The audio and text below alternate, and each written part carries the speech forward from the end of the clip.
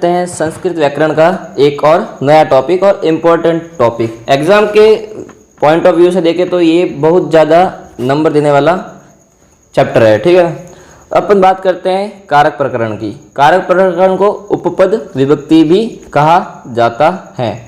तो सबसे पहले बात करते हैं कारक शब्द की व्युत्पत्ति कैसे हुई थी, उसको देखते हैं। तो अपन यहाँ देखते हैं व्युत्पत्ति। तो व्युत्पत्ति कैसे हुई थी वो देखते हैं। तो कारक है कि व्युत्पत्ति है वो क्रीप धातु प्लस णुवुल प्रत्यय ते से बनता है। कारक शब्द है वो क्री धातु और णुवुल प्रत्यय के जुड़ने से बनता है, जिसका अर्थ क्या होता है, करने वाला।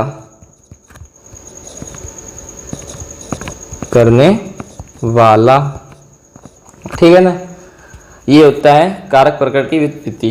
तो ये क्वेश्चन एमसीक्यू के अंदर आ सकता है कि कारक की व्युत्पत्ति है तो क्री प्लस धातु णुवुल प्रत्यय, क्री प्लस गिप प्रत्यय, ऐसे करके बहुत सारे ऑप्शन हो सकते हैं। ठीक है ना, अब अपन देखते हैं कि कारक की परिभाषा को देखते हैं, या कारक है क्या एक्चुअली, उस चीज़ को समझते हैं। आपने हिंदी में भी पढ़ा होगा कारक को, संस्कृत में भी कारक आता है, दोनों लगभग सेम है बट बहुत इसमें डिफरेंस भी है दोनों के अंदर। ठीक है ना, तो अब अपन देखते हैं कारक को कि कारक है क्या एक्चुअली में। तो कारक वे शब्द या शब्दांश होते हैं या वे चिन्ह होते हैं। कारक चिन्ह वे शब्द या शब्दांश होते हैं, वे शब्द या शब्दांश होते हैं, वे शब्द या शब्दांश होते हैं जो शब्दों के बीच जुड़कर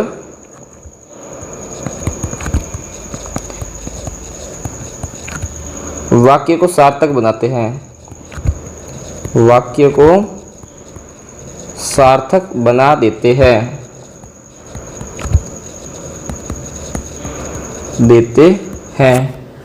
हिंदी भाषा में क्या बोलता है कि वाक्य रचना के अंदर कारक चिन्हों का प्रयोग किया जाता है, और संस्कृत भाषा में वाक्य रचना में कारक चिन्हों के आधार पर विभक्तियों का प्रयोग किया जाता है। तो ये चीज़ है कि हिंदी भाषा के अंदर क्या होता है कि हिंदी भाषा में अपन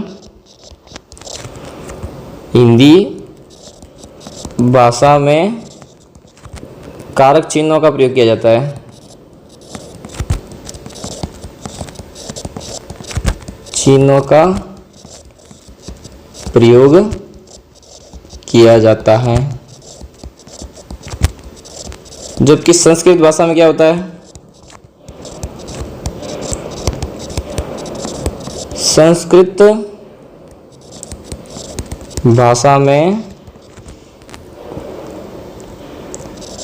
कारक चिन्हों के आधार पर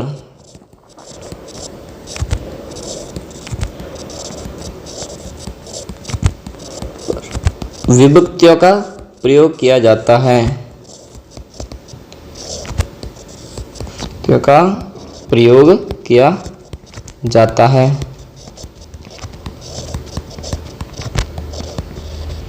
जाता है। अब संस्कृत के अनुसार समझते हैं, संस्कृत के अनुसार कारक की परिभाषा क्या है, कारक क्या है वो देखते हैं।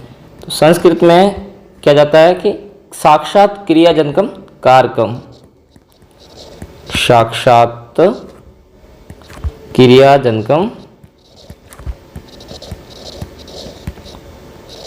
कारकम।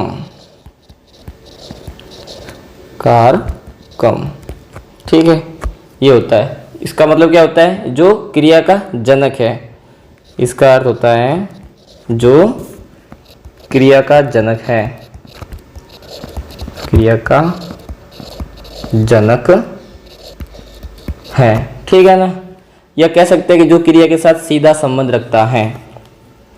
ठीक है, अब अपन देखते हैं संख्या। अब अपन बात करते हैं संख्या की। संख्या तो हिंदी भाषा के अनुसार कारक है वो 8 प्रकार के होते हैं, जबकि संस्कृत भाषा में कारकों की संख्या 6 होती है।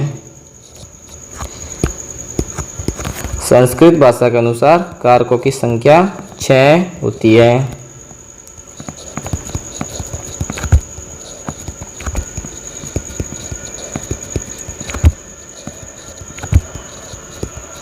संख्या 6 होती है।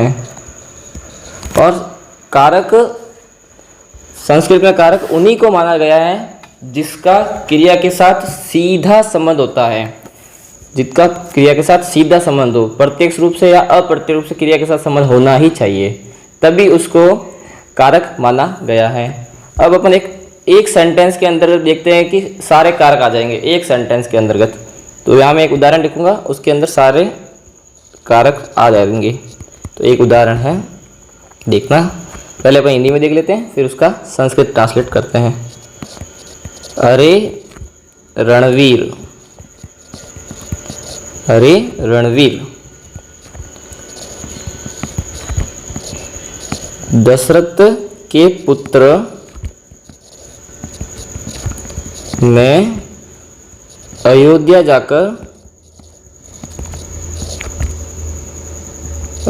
से जाकर मथुरा में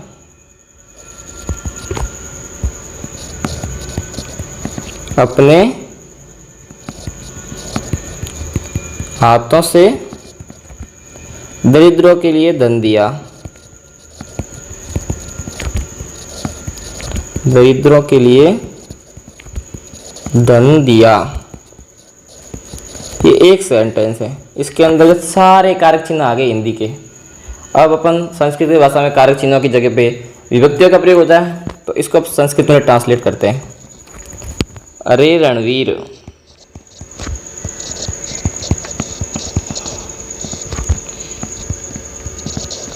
दशरथस्य पुत्र, दशरथस्य पुत्रः अयोध्याया गत्वा मथुरायां स्वहस्ताभ्यां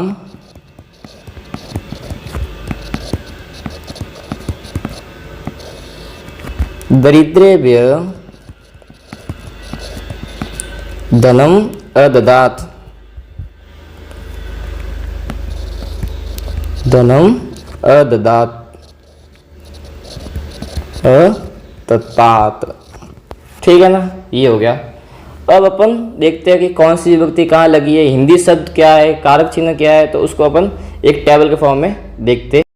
ये देखा था, अरे रणवीर दशरथस्य पुत्र अयोध्या गत्वा मथुरायां स्वहस्ताभ्यां दरिद्रेभ्यः धनम अदतात।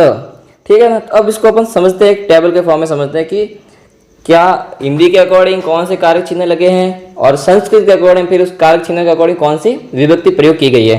तो यहाँ देखो, अपने प्रथमा विभक्ति, द्वितीय विभक्ति, तृतीया, चतुर्थी, पंचमी, षष्ठी, सप्तमी और एक होता है संबोधन। ठीक है, अब हिंदी में क्या आया कि प्रथमा पुत्र, तो क्या लिखा था कि अरे रणवीर दशरथ के पुत्र ने, तो कर्ता कौन आ गया, पुत्र ने। क्यों, क्योंकि धन किसने दिया है, पुत्र के द्वारा दिया गया ना, तो कर्ता हो गया पुत्र। तो हिंदी शब्द के अंदर तो आ गया पुत्र। चिन्ह क्या है, कारक चिन्ह कैसे पता चला, क्योंकि ने आ गया, ने चिन्ह आने से अपने को पता चला कि ये प्रथमा विभक्ति है। और कर्ता कारक, कर्ता कारक का कारक चिन्ह है ने, और इस हिंदी सेंटेंस के अकॉर्डिंग इसमें पुत्र ने है, तो इसके अंदर कर्ता कौन हो गया, पुत्र। फिर अपन देखते हैं कारक चिन्ह, कर्म का कारक चिन्ह होता है हिंदी में को। तो क्या दिया को, मतलब तो यहाँ लिखा हुआ है कि दशरथ के पुत्र ने अयोध्या से जाकर मथुरा में अपने हाथों से दरिद्रों के लिए धन दिया। तो कौन सा कर्म किया, धन दिया, तो धन को दिया, तो ठीक है ना, तो धन दिया, तो ये आ गया है वो कर्म आ गया। जबकि संस्कृत शब्द में प्रथमा विभक्ति लगी है इसमें ने कारक चिन्ह के कारण, और द्वितीय विभक्ति लगी है इसकी जगह को कारक चिन्ह की जगह। फिर करण, तो करण में क्या होता है, जिस साधन के द्वारा, जिसके द्वारा किया जाता है, तो किस से दिया गया, तो हाथों से दिया गया हिंदी में। तो हिंदी के अंदर कारक चिन्ह हो गया से या द्वारा, तो इससे अपने को हिंदी शब्द आ गया हाथों से, और संस्कृत में देखेंगे तो तृतीय विभक्ति अपने को करण कारक के बारे में बताती है। ठीक है, फिर देखते हैं चतुर्थी विभक्ति संप्रदान कारक। तो संप्रदान कारक में हिंदी के अकॉर्डिंग कारक चिन्ह क्या है? के लिए, मतलब जिसके लिए। तो किसके लिए धन दिया गया? दरिद्रों के लिए धन दिया गया। लेकिन संस्कृत के अंदर इसके अंतर के लिए चिन्ह की जगह चतुर्थी विभक्ति का प्रयोग किया जाएगा। तो यहाँ पे आ गया दरिद्र व्यय। फिर आता है अपादान कारक। तो अपादान कारक का कारक चिन्ह होता है से या अलग होने पर। तो किससे अलग होके दिया? तो अयोध्या से जाकर मथुरा में। तो किससे अलग हुए? अयोध्या से अलग हुए। तो यहाँ पे अयोध्या से चिन्ह से अपने को हिंदी शब्द पता चला, लेकिन संस्कृत में अपने को पंचमी विभक्ति के प्रयोग से पता चलता है कि इसमें अपादान कारक है। संबंध, ये मैंने अलग कलर से क्यों लिखा? क्योंकि संबंध को संस्कृत के अकॉर्डिंग कारक नहीं माना गया और संबोधन को भी संस्कृत के अकॉर्डिंग कारक नहीं माना गया है। याद रखने का सीधा कि दोनों स वाले को कारक नहीं माना गया है। ठीक है ना। तो हिंदी के अकॉर्डिंग तो क्या है कि का, के, की, रा, रे, री, जिससे संबंध दर्शाया जाता है। तो किससे दर्शाया? दशरथ के पुत्र। तो संबंध दिखाया गया है ना यहाँ पे। तो इसलिए इसके अंदर जो है वो हिंदी के अकॉर्डिंग, लेकिन संस्कृत के अंदर कारक तो नहीं माना गया, पर कारक चिन्ह को विभक्ति के अनुसार संबंध के अंदर षष्ठी विभक्ति का प्रयोग किया जाता है। फिर आता है अधिकरण। अधिकरण मतलब जिसके ऊपर या जिस स्थान पर होते हैं, तो उसके अंतर्गत है वो सप्तमी विभक्ति का प्रयोग किया जाता है संस्कृत भाषा के अकॉर्डिंग। और हिंदी के अकॉर्डिंग उसमें कारक चिन्ह में या पर दिखते हैं। तो मथुरा में। ठीक है ना। फिर संबोधन है, किसको बुलाया गया? अरे रणवीर, हे, अरे और रे, इन चिन्हों का प्रयोग किया जाता है। तो वो संबोधन के अंतराल होता है। फिर अपने देखा था हेडिंग, सबसे पहले अपने क्या पढ़ रहे? कारक प्रकरण या फिर उसको उपपद विभक्ति। अब उपपद विभक्ति उसको क्यों बोला गया है, उस चीज को मैं यहाँ आपको समझाता हूँ। तो उपपद विभक्ति क्यों बोला गया? उपपद विभक्ति इसलिए बोला गया है कि कुछ विशेष परिस्थितियों में कारक चिन्हों को छोड़कर एक विशेष विभक्ति का प्रयोग कर दिया जाता है, उसे उपपद विभक्ति के नाम से जाना जाता है। अब अपन आगे इसमें पढ़ेंगे कि संस्कृत के अंदर कर्ता कारक पढ़ा, तो उसके अंदर बहुत सारे सूत्र होंगे। तो किसी के अंदर तो कारक चिन्ह के अकॉर्डिंग उसके अंदर प्रथमा विभक्ति लगेगी या द्वितीय लगेगी या तृतीय लगेगी, लेकिन कुछ है विभक्तियां हैं वो उसके सूत्र के अनुसार लगेगी। तो सूत्र के अनुसार लगने के कारण उसके अंदर उपपद विभक्ति, मतलब उस सूत्र की वजह से, ना कि उस कारक चिन्ह की वजह से उसके अंदर वो विभक्ति लग रही है, सूत्र की वजह से विभक्तियां लगेगी ना, तो इसलिए उसको कारक को है उपपद विभक्ति भी कहा जाता है। जैसे मैं एक एग्जाम्पल देता हूँ कि लाइक कि षष्ठी विभक्ति को है वो संबंध को कारक क्यों नहीं माना गया है, वो मैं समझाता हूँ। क्योंकि संस्कृत भाषा में कारक किसको कहा जाता है? जिसका सीधा संबंध है वो क्रिया से हो। तो एक एग्जाम्पल लेते हैं अपन, पहले अपन हिंदी में लिखते हैं फिर उसको संस्कृत में लिखेंगे। तो उदाहरण, गांव के चारों ओर पर्वत है। चारों ओर पर्वत है। तो इसका नॉर्मली क्या करेंगे लोग, क्या करते हैं कि ये बनाएंगे कि गांव के चिन्ह देख लिया तो के अनुसार का के रा रे, तो संबंध के अनुसार तो चिन्ह आ गया के, तो उसके अनुसार तो षष्ठी विभक्ति लगनी चाहिए। तो लोग लगाएंगे षष्ठी विभक्ति लगा दी। और ग्रामस्य परितः पर्वता सन्ति, पर्वता सन्ति, ये सेंटेंस बना के आ गए। बट ये सेंटेंस गलत है, ये सेंटेंस गलत है। ग्रामस्य के अंतर्गत षष्ठी विभक्ति नहीं आएगी। इसका है वो किसके अकॉर्डिंग, इसके अंदर इसका सही क्या है? सही ये है कि ग्रामम परितः पर्वता सन्ति, पर्वता सन्ति। ठीक है। अब इसके अंदर द्वितीय विभक्ति आने का क्या रीजन है?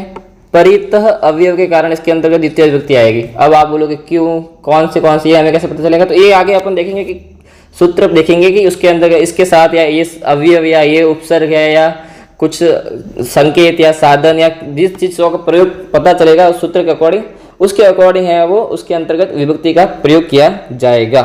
ठीक है ना। तो अब अपन बात करते हैं आज कर्ता कारक की। अभी कर्ता कारक, कर्ता कारक, और इसके अंदर कौन सी विभक्ति लगती है? प्रथमा विभक्ति, प्रथमा विभक्ति। तो अब देखते हैं अपन प्रथमा विभक्ति। तो प्रथमा विभक्ति कर्ता जो क्रिया को करता है उसी के अनुसार अपने उसके अंदर मतलब जो स्वतंत्र रूप से किसी क्रिया को करता है वह कर्ता होता है, या जो करने वाला क्रिया को जो करने वाला होता है ना वह कर्ता होता है। तो अपन लिखते हैं कर्ता, कर्ता किसको? तो यह अपन लिख रहे हैं कि वाक्य में जो प्रधान होता है या जो क्रिया को करता है, वाक्य में जो प्रधान होता है, प्रधान होता है या क्रिया की सिद्धि जिसके द्वारा की जाती है, क्रिया की सिद्धि जिससे होती है, जिसके बिना क्रिया हो ही नहीं पाती, मतलब जिस कर्ता को हटा दे तो क्रिया हो ही नहीं सकती ना, तो जिसके बिना क्रिया हो ही नहीं पाती, ही नहीं पाती, ऐसे कारक को कर्ता कारक कहते हैं। ऐसे कारक को कर्ता कारक कहते हैं, कर्ता कारक कहा जाता है। अब मैं आपको बता दूं कि अपन जैसे जैसे कारक आगे आगे पढ़ेंगे तो मैं उसका एक विधायक सूत्र बताऊंगा हर का। तो उसमें यदि आपको एग्जाम के अंदर पूछा जाएगा कि एक सेंटेंस दिया जाएगा, तो सेंटेंस में एक शब्द को अंडरलाइन कर दिया जाएगा, तो उसमें पूछा जाएगा कि इसके अंदर कौन सी विभक्ति है या इसके अंदर कौन सा कारक है और उसका रीजन भी बताओ। तो आपको रीजन में लिखना पड़ता है सूत्र। पहले तो आपको पहचानना होता है कि इसके अंदर कौन सी विभक्ति है, विभक्ति से आप पहचान लेंगे कि उसके अंदर लगाए कौन सा कारक हो गया, ठीक है ना। फिर उसको लिखना पड़ेगा सूत्र की कौन से सूत्र की वजह से इसके अंदर ये कारक हुआ है। तो आपको उसके अंदर बहुत सारे सूत्र होंगे, पर हर कर्ता कारक के अंदर बहुत सारे सूत्र होंगे, लेकिन आपको वो सूत्र याद ना होना तो आप प्रत्येक का उसका सिर्फ विधायक सूत्र लिख दोगे। जैसे कर्ता कारक आ गया तो उसका विधायक सूत्र होता है प्रतिपादी का कार्य या स्वतंत्र कर्ता, ये होता है। तो आपको नहीं पता चले कि उसमें पता तो चल गया कि विभक्ति है, कर्ता कारक है, अब आपको पता नहीं कौन सा सूत्र है, तो उसका विधायक सूत्र लिख दोगे ना, तो भी आपको वहाँ पे नंबर मिल जाते हैं। तो अपन यहाँ लिखते हैं, पहला सूत्र देखते हैं या जो इसका विधायक सूत्र है। तो सबसे पहले इसका पहला सूत्र, कर्ता कारक का पहला सूत्र वो होता है स्वतंत्र कर्ता, स्वतंत्र कर्ता, ठीक है ना।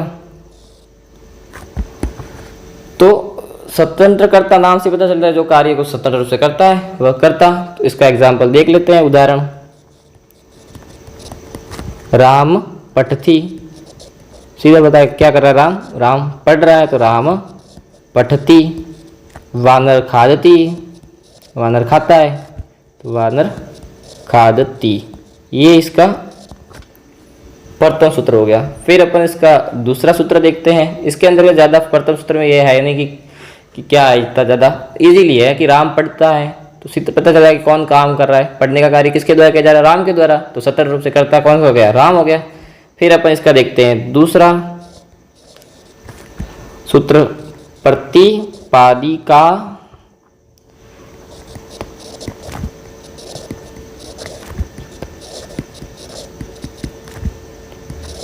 परिमाण वचन मात्रे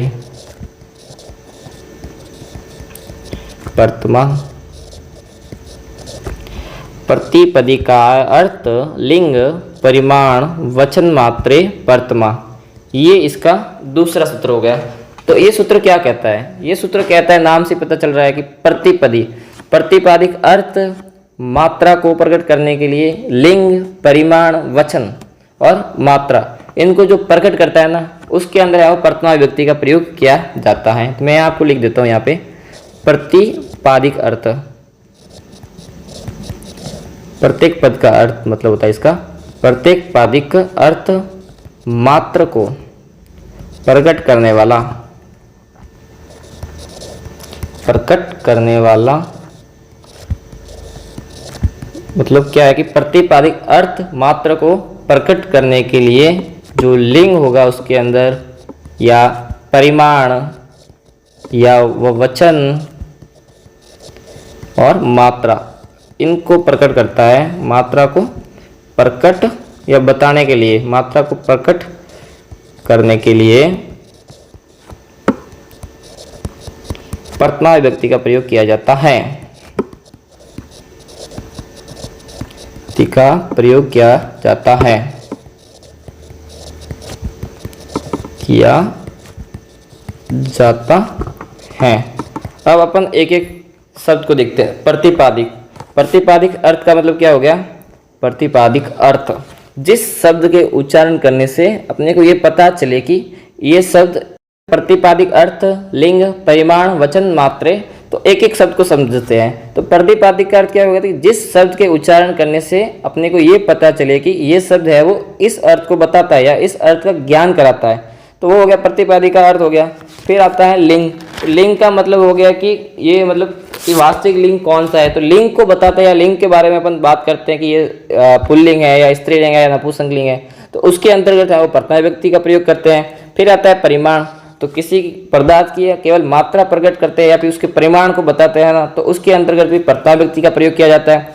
फिर किसी शब्द की संख्या को प्रकट करने के लिए भी प्रथमा का प्रयोग किया जाता है, तो ये वचन मात्रा आ गया। तो ये है वो 4 चीजें हैं, तो उसके अंतर्गत है वो प्रथमा विभक्ति का प्रयोग किया जाएगा। फिर इसका एक और लास्ट सूत्र बचता है, तीसरा संबोधन च। तो संबोधन के अंतर्गत है वो हमेशा प्रथमा विभक्ति का प्रयोग किया जाता है, संबोधने च। अपने अपने पिछले उदाहरण में भी देखा था कि अरे रणवीर, तो रणवीर आया तो उसके अंदर प्रथमा विभक्ति का प्रयोग किया जाता है। संबोधन का मतलब होता है पुकारना, किसी को अपन पुकारते ना कि हे तू इधर आया, किसी को नाम लेके बोलते कि अरे राम इधर आना, तो उसको संबोधन करके पुकार रहे ना, तो उस राम के अंदर है वो प्रथमा विभक्ति का प्रयोग किया जाएगा। एग्जाम्पल देखते हैं यहाँ पे कि ए छात्रों खड़े हो जाओ, तो इसमें प्रथमा विभक्ति आएगी छात्रों के अंदर, ठीक है ना। इसका इंग्लिश करते हैं, पता चल जाएगा। भो छात्र उत्तिष्ठत, तिष्ठ, तो ये आ गया। तो इसके छात्र के अंदर कौन सी विभक्ति आ गई? प्रथमा विभक्ति आ गई। एक और हिंदी एक सेंटेंस लेते हैं कि ए कृष्ण आ जाओ, ए कृष्ण आ जाओ। इसका इंग्लिश में संस्कृत में करते हैं, हे कृष्ण आगच्छ, तो कृष्ण के अंतर्गत कौन सी विभक्ति आई? प्रथमा विभक्ति आई। तो यहाँ पे अपने कर्ता कारक और आज कारक के बारे में पढ़ा कि कारक क्या होता है, कितने प्रकार के होते हैं, और फिर अपने कर्ता कारक का पढ़ा तो कर्ता कारक का विधायक सूत्र स्वतंत्र कर्ता होता है। फिर दूसरा सूत्र देखा प्रतिपादिक का अर्थ, लिंग, वचन, मात्रे, ये देखा, और फिर लास्ट है संबोधने च देखा। कल अपन नेक्स्ट वीडियो में बात करते हैं कर्म कारक के बारे में।